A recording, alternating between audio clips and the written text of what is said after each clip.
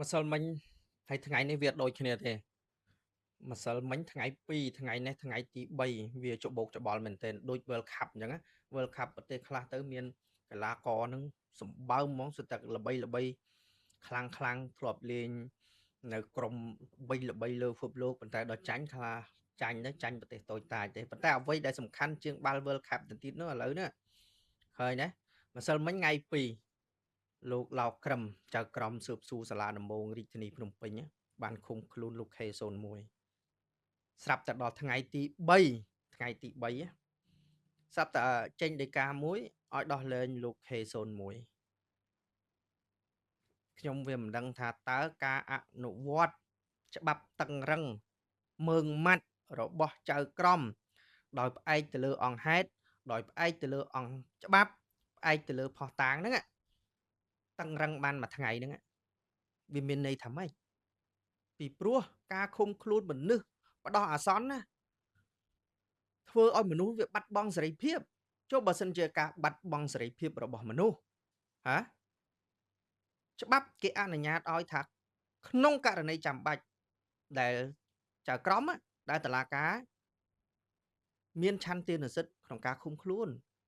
វាករណីចាំបាច់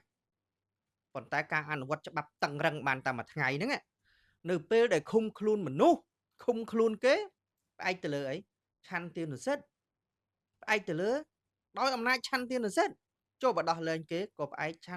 ដោយផ្អែកទៅលើអំណាចឆន្ទានុសិទ្ធិចុះបើអំណាចឆន្ទានុសិទ្ធិបានតែមួយថ្ងៃហ្នឹងហាតើវាអាចបង្ការនិងទប់ស្កាត់កុំឲ្យមានបទល្មើសបន្តទៅទៀតឬក៏យ៉ាងម៉េចអានឹងត្រូវពិចារណាហើយមហាជនហើយបងប្អូនប្រជាជនខ្មែរយើងមិនមែនតិចទេតែគេគិតថាការសម្រេចគឺលឿនម៉េះគឺលឿនម៉េះវាអត់យល់ម្សិលមិញឃុំគេដល់ថ្ងៃហ្នឹងដោះលែងគេបើផ្អែកទៅលើមូលដ្ឋានច្បាប់ស្អីគេថ្មីអង្គហេតុថ្មីឬក៏វាយ៉ាងម៉េចអានឹងសូមឲ្យធ្វើការបកស្រាយឲ្យមហាជនឲ្យច្បាស់ពីព្រោះវាប៉ះពាល់ទៅដល់ម៉េចវាប៉ះពាល់ទៅដល់ប្រព័ន្ធយុតិធធទាំងមូលមិនមែនប៉ះពាល់មិនមែនតិចទេអារឿងនេះវាជាក់ស្នកម្មសាហាវណាស់វាជាក់ស្នកម្មទៅដល់ម៉េច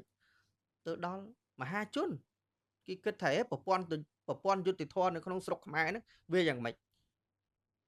ម្សិលមិញហើយថ្ងៃនេះវាអត់ដូចគ្នាអានឹងត្រូវពិចារណាហើយគិតម្ដងទៀត